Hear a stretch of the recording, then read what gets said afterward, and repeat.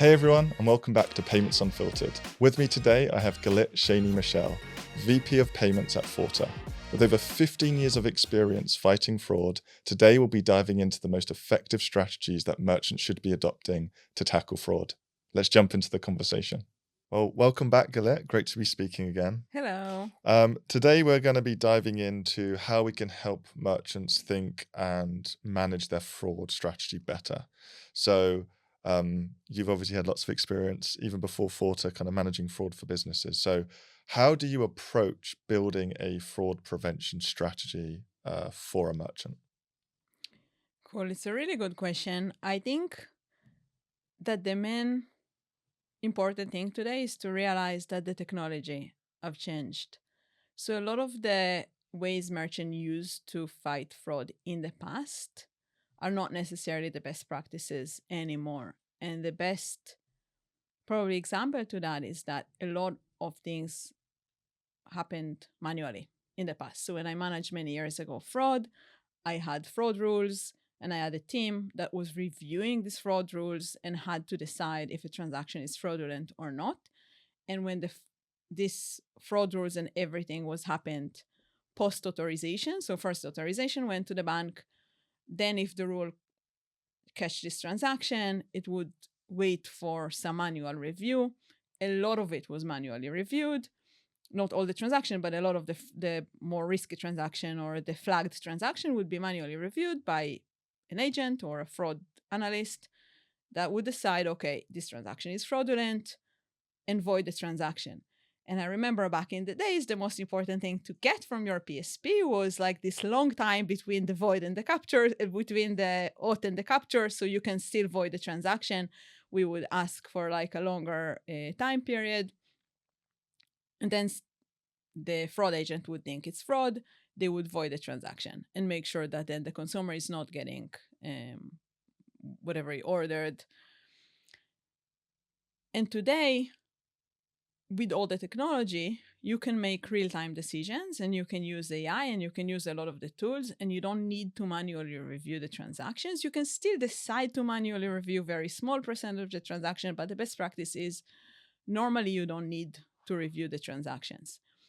And if you don't need to review the transactions, this means that you can do it before authorization because it happens very, very fast. So you can actually clean the traffic before you send it to the banks, which when you think about your auth rate for the payment and about what the banks will think about you, the issuers and the acquirers, of course, they would love you better if you send them just good traffic.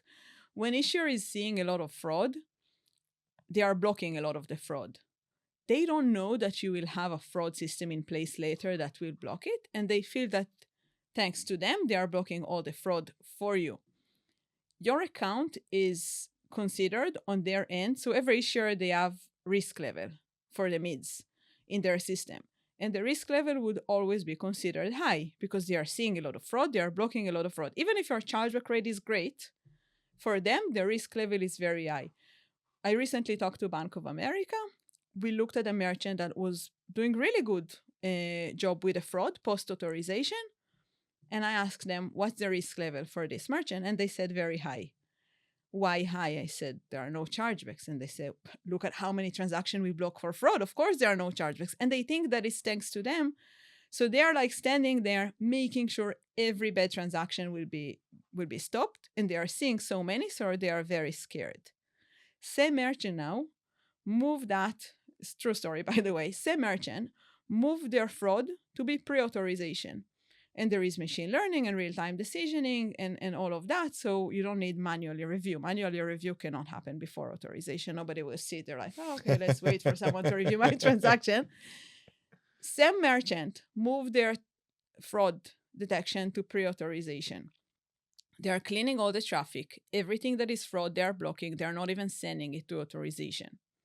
By the way, they saved some money because they are not paying all these decline fees. But more than that, the issuers do not see all the fraud anymore. 2 months later, we talked to Bank of America and we say, hey, what do you think about this merchant? Yeah, this merchant is low risk. What happened? We don't have to decline fraud anymore. We almost never see any fraud. So now Bank of America likes you better as an issuer. When they like you better, they start to lower their, I would say, defense mechanism, and the auth rate goes up. So over time, the auth rate will go up, not just because they don't see the fraud, but because they are not so worried. So something is not, they're not 100% sure about it. Maybe now they will take it, before they would have declined it. So I think fraud strategy ties very much into payment strategy. A lot of time in businesses, there is a fraud manager, there is a payment manager. Sometimes there is like a VP payment managing fraud and payment. I think we're seeing more and more consolidation there, with fraud and payment being tied together. So to optimize your payment, you need a proper fraud prevention strategy. That's number one. Like if your fraud strategy is not great, your payment acceptance rate will also not be great. So the number one that I would say right now is making sure merchants are handling their fraud pre-authorization. Is there any reason to do anything post-authorization in this modern world with all the tools that you can have pre-auth? Not really. Some merchants still want to review some of the traffic manually, and it really depends on the merchant business, what they are selling, what's the reason they want to review it manually. And we always advise to merchant, if you still really need to do something, you can still do everything pre-auth and then do whatever that you need post-auth if there is any reason for you to do it. And save on the headcount, right? Because you could probably take the budget for your fraud analysts that are reviewing payments manually and pay for all the tooling that you need to bring that Exactly. through. So what we are seeing is merchants are moving to pre-auth. They are automating the fraud. They don't need all these people to review it. It's more than that. Like when you have manually people reviewing it, and then you have peak season and you have Black Friday and Cyber Monday, and like how do you double your headcount just for the weekend? On the other hand, also consumers are now looking to get really good service, so they want it to come fast. It's not very fast if it's waiting in queue for 3 days to someone to review it. So always you're looking to see, I got the email, okay, they send it to me, it's on the way, it's here, it's there. Like, so merchants really understand that customer service is very, very important, because at the end of the day, it's all about customer experience today. Doing it slowly post-auth also harm your customer experience, because they're waiting for this email that the goods were sent to them. So when you move to pre-auth and you automate it, now you don't have to do all this manual work. You have peak season, but everything is still automated. So it doesn't matter that it's peak season, as long as you have the right system in place and the proper fraud vendor, if you're using a fraud vendor that can deal with all this peak and all this transaction, and there are no timeouts and other technical issues. And when it gets to all the fraud teams, what we are seeing is that merchant can actually just use this headcount for something else. So you can still use the headcount, but you can do so many more things with them, and they can still review performance and understand. And even when we talk about machine learning and automation, there is still a fraud strategy to be decided. You still need to decide how much risk you want to get, what kind of segment you have. Maybe it's not the same risk level for every segment that you can take. So there is still room to analyze it, to make decisions about the fraud strategy. So you still need people. Automation is not about giving the computer to rule the world and that's it. You still need the people, but you can use them for something else. More strategic. Yeah, more strategic kind of way. So I would say moving to pre-auth, and in the US especially, 3DS used to be post-auth for many different reasons for years. And we are seeing more and more in the past few years, merchants understand the advantage of moving their fraud to be pre-authorization. This is one. The other reason to do pre-authorization is to leverage 3DS. So risky transactions should go to 3DS because you don't want to decline them. pure fraud should be declined. Borderline risky transactions should go to 3DS so you can verify them. And then good transactions should have a frictionless experience. You cannot do that if you do your fraud after the transaction because it's way too late to apply 3DS. So that's two reasons to move to pre-auth and to do the automation for the fraud. Other than that, when you think about fraud strategy today, you have to think across the whole flow, from registration of an account to log into the account, checkout, post-purchase. The fraud can happen anywhere in that journey. And in fact, some of the things we have been seeing is more and more fraud going elsewhere. Because if your fraud at checkout is really great, they will abuse you somewhere else. Account takeover, for example, it's a really big problem. So you log into an account, like fraudsters would log into accounts that are not theirs. There is already a card there, which makes it really convenient. They change the address to their own address, and hey, they can order whatever they want. So it's not just about the checkout anymore. Same with return abuse. Item not received when they actually receive the item. Return abuse, so they will say they're returning it, but they actually return something else, or they just don't return it. So anywhere from registration to post-purchase that you don't have a good system in place, you will get harmed.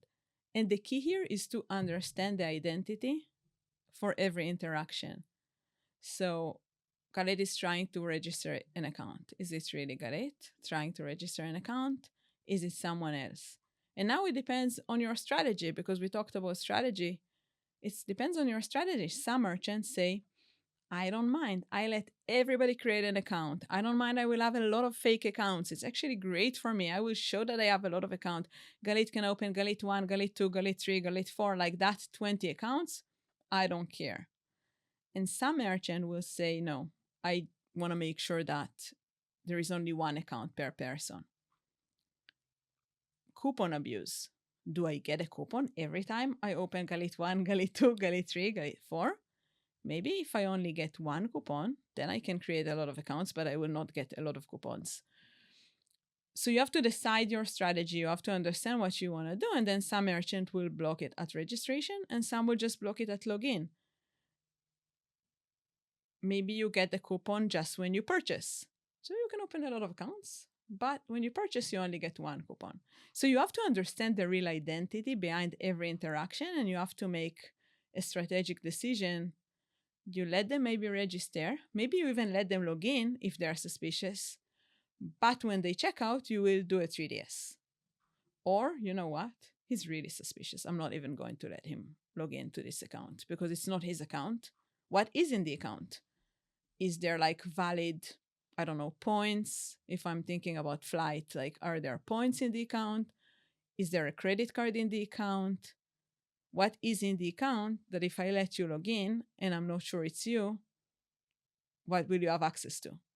It sounds like you need to think very holistically around like the fraud strategy. And you actually said something quite interesting, which I think talks to that as well, which is some companies choose to have like a head of fraud and a head of payments.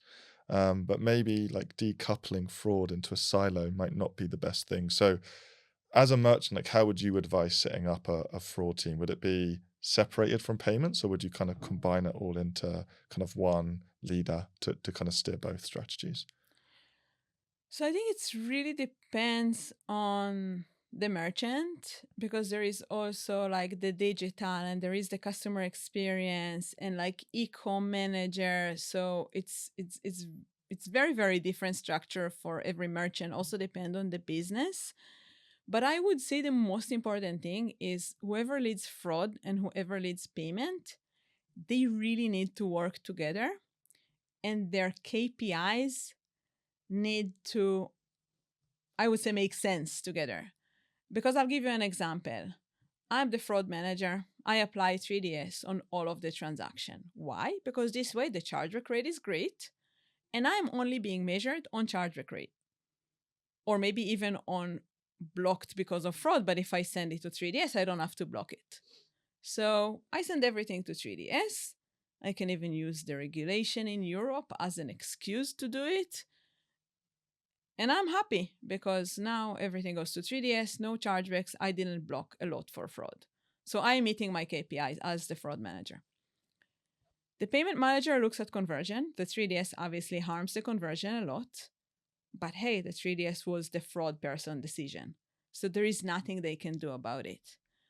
Being the payment manager, they also need to technically deal with it because that happened with the PSP a lot of times. So it's like the 3DS is my responsibility. And when we ask the payment manager, why are you doing 3DS on every transaction?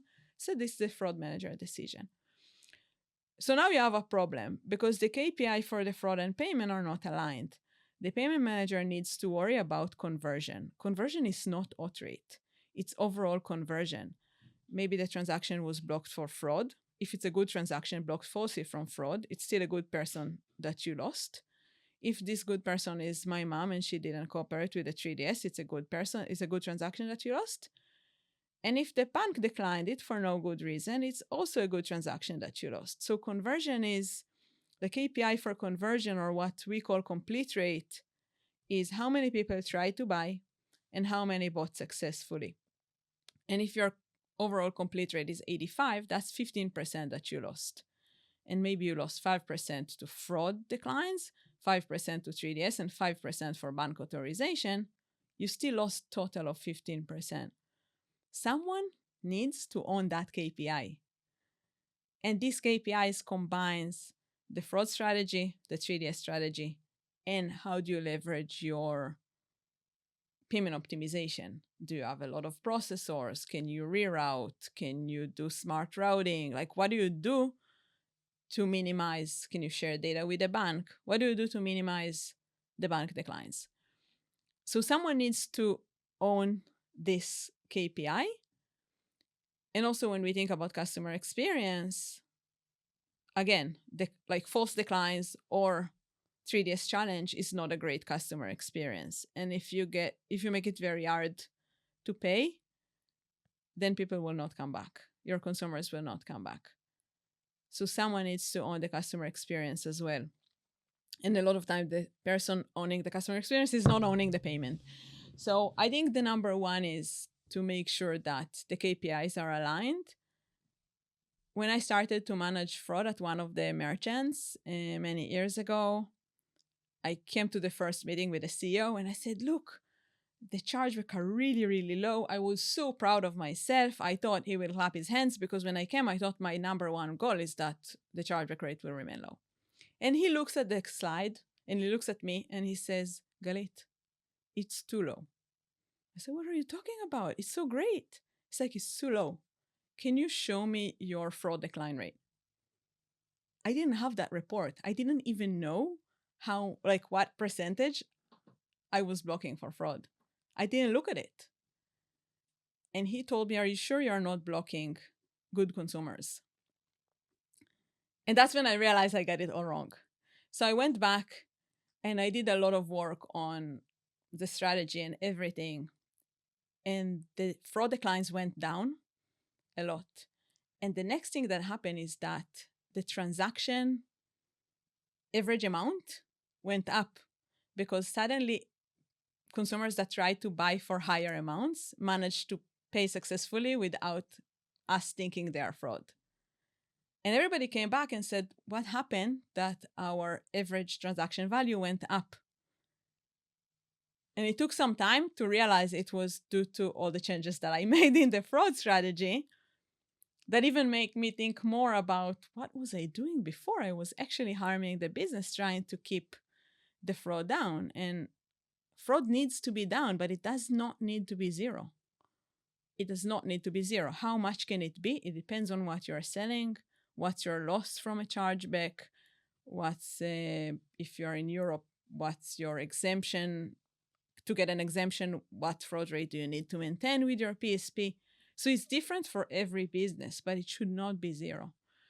So this is when I realized how do you measure your KPI? What are you looking at? Fraud decline rate or false decline rate, which is very hard. It's hard to know when you are declining false and when you're declining fraud, but it's measurable. You can measure it. You can find ways to measure it. Even issuers measure it. Issuers know when they falsely decline for fraud. After a month or so, they can tell you the false decline rate. So go heavy in on managing KPIs, but make sure you have a breadth of the metrics and you're not over-indexing on one or the other. Exactly. That's very interesting. It also sounds to me that it's very easy to introduce an inadvertent repercussion. I think you just mentioned that you tweaked your fraud strategy and the average order value went up loads, which is nice to know after the fact. So how would you advise merchants on iterating and experimenting? Like, do you apply it to all of your volume, a subset of your volume? Should you be using tools to help with these kind of things? Or how would you approach that? So I think in general today, with all the technology that is out there, and also with the ability to use network and to use fraud vendors that have a network and that they know who is behind the transaction, number one is to understand identity, basically. So you need to understand the identity. It's very hard to do it by yourself, because by yourself, you can only know the identities that you met before. You don't know me if I never bought from your website. But most likely I did buy from another website. Like people that are very, very new to the e-commerce, that are buying for the first time ever, that's not the majority of the consumers.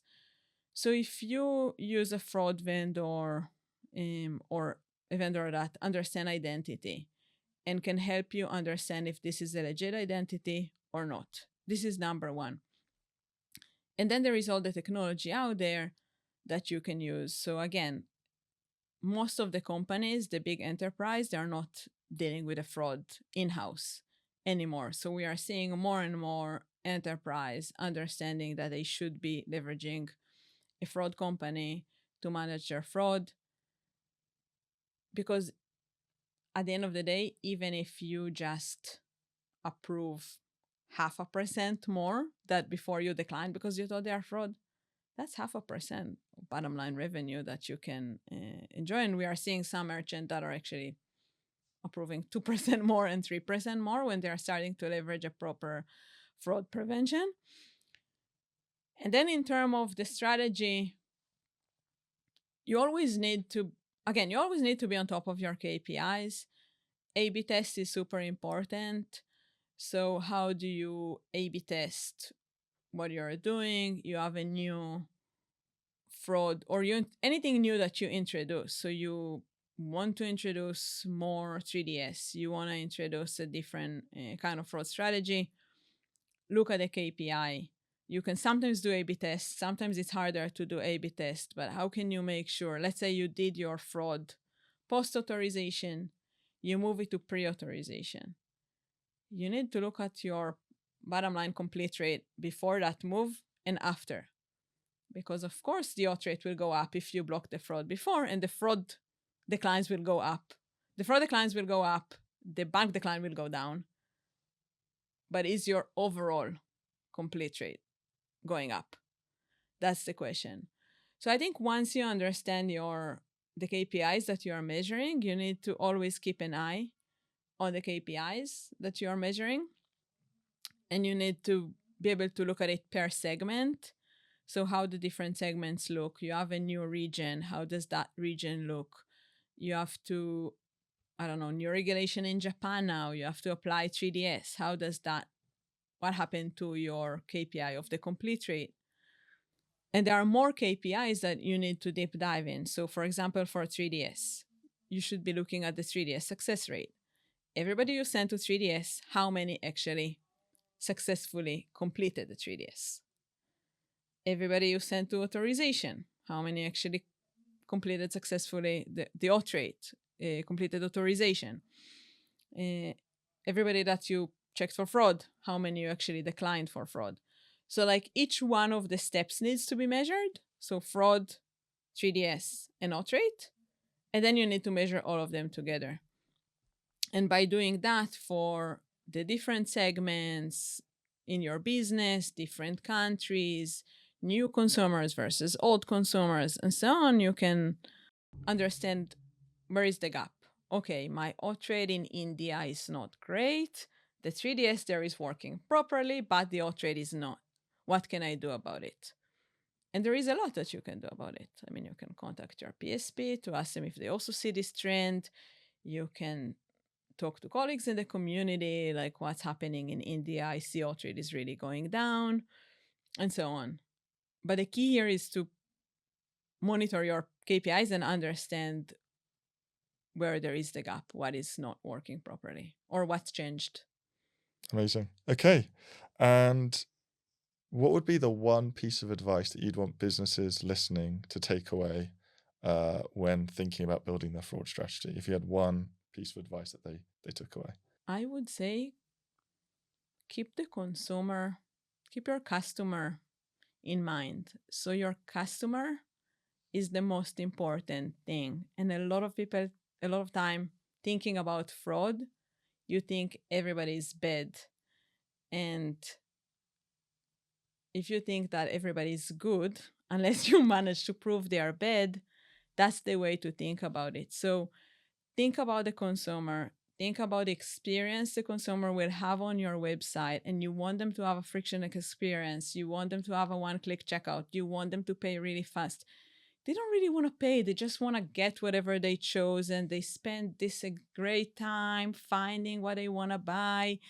Now they just need to get through this payment, and they're just going to look forward to the arrival of the package.